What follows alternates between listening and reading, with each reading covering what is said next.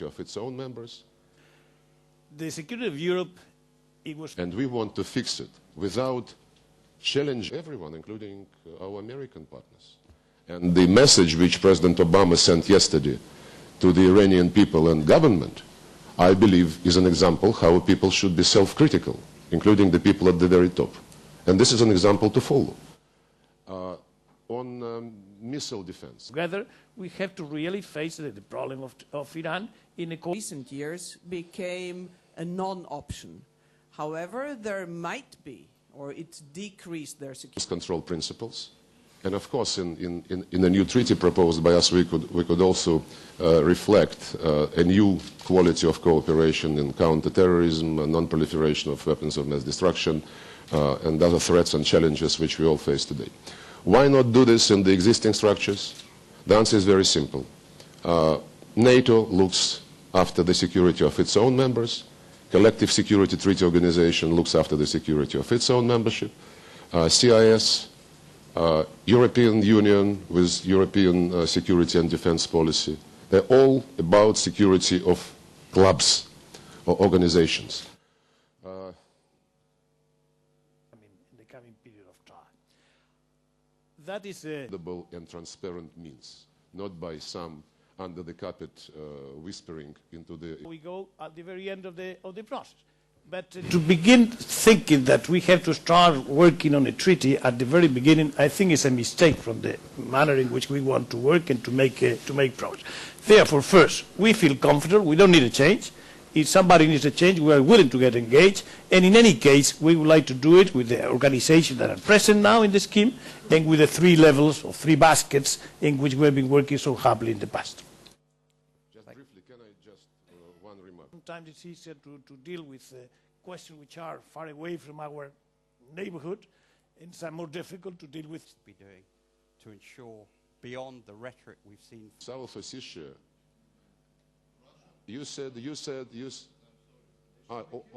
Okay, then Russian citizens could be killed. On Iran... Created by that, along with other high savings rate in some other countries. And I took a drink before that one. Well, I think 2009 is going to be a very dangerous year. And just to give you some reference points, the IMF came out with a new global forecast recently, close to decline of about 1% of growth. We at the bank will be coming out with ours soon. It'll probably be in the range of 1 to 2%. But to put that number in a context, you haven't seen a figure like that globally since World War II, which really means since the Great Depression. Trade will be, and there's also, in the countries that don't really have the capacity, there's food for work programs, and some continuing to adapt within that network. We're create incentives or disincentives. But part of the problem is under the best of circumstances, if you're starting to use trade sanctions for some other purpose, you better be aware of its effect. And in this type of financial crisis, you could be triggering off something that could be highly dangerous. So it's not trying to point fingers at any one party or player on this. And I hope coming out of the G20, one of the things the leaders will ask the WTO to do, and we could help them, is to monitor and name and shame as appropriate. It's not it doesn't necessarily household sector. The household sector is about 20% savings, which is much higher. One is it doesn't really create transparency and clarity. There's sometimes a benefit to having the bad assets managed by people, especially.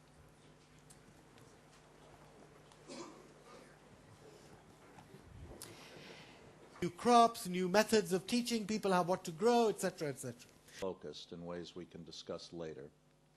We must recognize that the heart of the threat to the United States, to the European Union, to Australia, to many other countries in the world, including India, and I stress, including Pakistan itself, comes from the people in Western Pakistan. When they take over SWAT, the Japanese ambassador's comment about everyone's talking about what happened. See in the ground a significant improvement of security. Deal with a regional issue like this. I think one should not overestimate the possibilities of a country like Germany or even the Europeans as a whole to deal with a country like Pakistan. you described the problems in this country, and probably the Europeans don't have real leverage to solve these problems, but we can be helpful. We have founded this again because it was planned from Afghanistan and the people were trained there. Let me just make one point, my colleague there. I think, one thing that the European governments have failed to do is to educate their publics about the terrorist threat that Europe faces today. In 2001, Al-Qaeda had virtually no cells in major European countries. Today, Al-Qaeda has neo-type cells in every single country. Nobody here from any European government can say, we have not arrested extremists on our soil. You all have arrested extremists on you. You foiled attacks already. Now, unfortunately, I think Al-Qaeda is targeting Europe. The next attack will be in Europe. And one of these attacks that you have been foiling so far are going to get through. So I think, the public needs to be educated on that. Governments have not educated their publics that this, one of the reasons you are in Afghanistan is to stop the terrorist threat in Europe precisely. And, I know for a fact about German comprehensive search, some countries will not now give troops. Okay. Which can go and talk with one group. There are different types of Taliban. There are those who are very closely affiliated with Al-Qaeda and terrorist group. They are not reconcilable. We will not reconcile with them, and they need to be fought. There are others which are not part of the terrorist group. For different reasons, they are fighting. And the concept of talking to Taliban came from the Taliban themselves, not from us.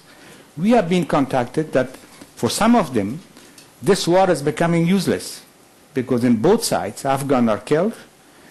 If you just burn a school, the Afghanistan will suffer, a part of Afghanistan will suffer. So it's not very general, but at least this concept started to be discussed among them.